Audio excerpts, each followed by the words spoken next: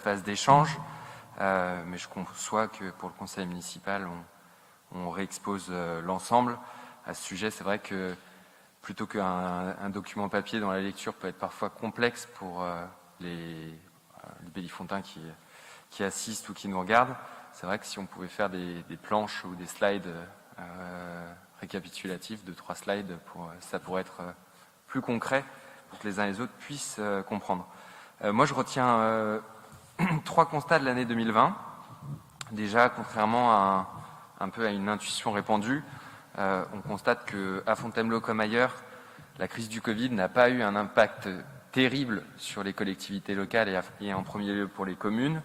Il y a des dépenses qui ont certes augmenté, elles ont été mentionnées, elles ont même été chiffrées. Celles qui ont baissé, en revanche, n'ont pas été chiffrées, mais elles ont été aussi mentionnées.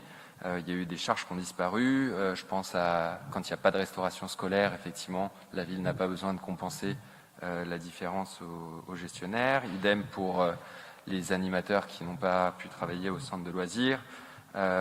Idem pour les manifestations qui n'ont pas eu lieu, les moindres frais fixes, type ménage et autres.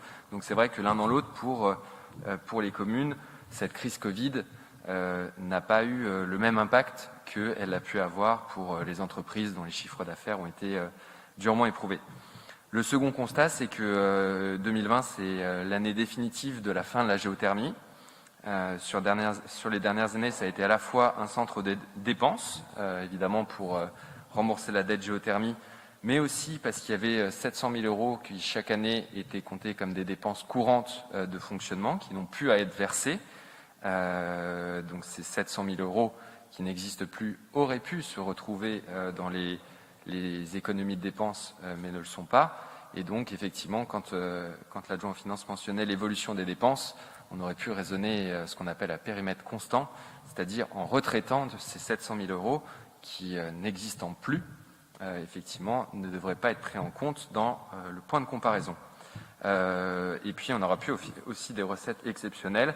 En 2020, en effet, comme M. Roussel le mentionnait, la ville a touché près de 500 000 euros. Donc au total, effectivement, on a des dépenses en moins, que ce soit tant en remboursement de la dette que en dépenses courantes, et c'est tant mieux. Donc voilà, c'était un fait qui n'avait pas été mentionné, les 700 000 euros dans le DOB, dans le document qui nous est présenté, mais qui me paraît pourtant important à signifier. Et puis le troisième fait majeur de l'année 2020, c'est la condamnation et l'amende de Vinci. Donc c'est ce qu'on avait toujours dit. C'est pas 2 millions d'euros auxquels la ville a été condamnée, mais bien 5 millions d'euros qui vont devoir être sortis, pour moitié en fonctionnement et pour moitié en investissement. Donc c'est 2,5 millions par item. Vous l'exposez d'ailleurs très bien vous-même. Remboursement des actifs non amortis à hauteur de 2,5 millions. Et puis une condamnation à payer une indemnité liée au manque à gagner avec les intérêts à hauteur de 2,5 millions. Ça a contribué à limiter les investissements en 2020, qui ont été divisés par 3 par rapport aux investissements de l'année précédente. Le premier confinement n'explique pas tout. En tout cas, effectivement, on aurait pu engager davantage de dépenses, même s'il y a eu 2 mois d'arrêt lors du premier confinement. Et puis ça a aussi contribué à augmenter la dette, en tout cas à stopper la diminution qui avait pu être constatée en 2019, et qui fait qu'à la fin de l'année, à la fin de l'année 2021, on finira à au moins 20 millions de dettes, comme c'est précisé, page 36, je crois, du document budgétaire. Sur les perspectives 2021, alors elles ont été présentées succinctement. On nous a d'abord exposé qu'il fallait conduire une politique de limitation des dépenses courantes pour dégager davantage d'épargne. C'est un principe sur lequel on souscrit totalement. Mais dans le même temps, à la page 28 du document budgétaire, il nous est précisé qu'on va assister à une augmentation des dépenses courantes pour l'année 2021 de plus 6%, donc cette fois-ci bien au-delà de l'inflation. Donc on aimerait un petit peu comprendre en quoi ça contribue à améliorer notre épargne que d'augmenter si significativement les dépenses courantes. Parce que pour nous, ce qu'on comprend, c'est que plus on augmente les dépenses courantes, moins on a d'épargne, moins on dispose de fonds propres, entre guillemets, pour investir, sans s'endetter encore davantage. Il est précisé dans ce document d'orientation sur le paragraphe consacré aux investissements de l'année 2021, on a un objectif d'investissement de 6 500 000 € environ.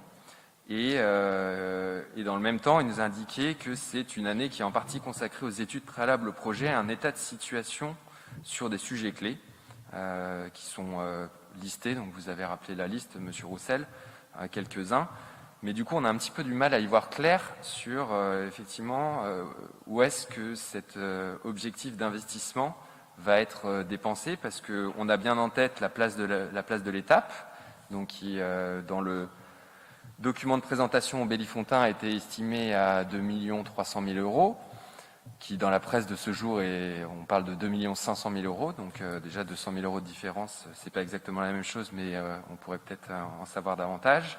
On a bien aussi en tête la fin des travaux de l'église, qui sont inscrits à hauteur de 900 000 €. Donc du coup, en additionnant les deux dépenses, ça doit faire 3 200 000 €. Du coup, on aimerait bien savoir comment se répartit le solde, c'est-à-dire les 3 autres 300 000 €, parce qu'on n'imagine pas que c'est uniquement en études qui vont être dépensées. Donc si on pouvait avoir quelques précisions qui me paraissent saines au moment du débat d'orientation budgétaire. On avait posé cette question en commission des finances et aussi par écrit, suite à la commission des finances. Et la réponse qui nous a été apportée, à savoir, vous verrez fin mars au moment du vote du budget, ne peut raisonnablement nous satisfaire, vous en conviendrez. Donc si on pouvait avoir quelques éclaircissements, ce serait avec grand plaisir. Merci.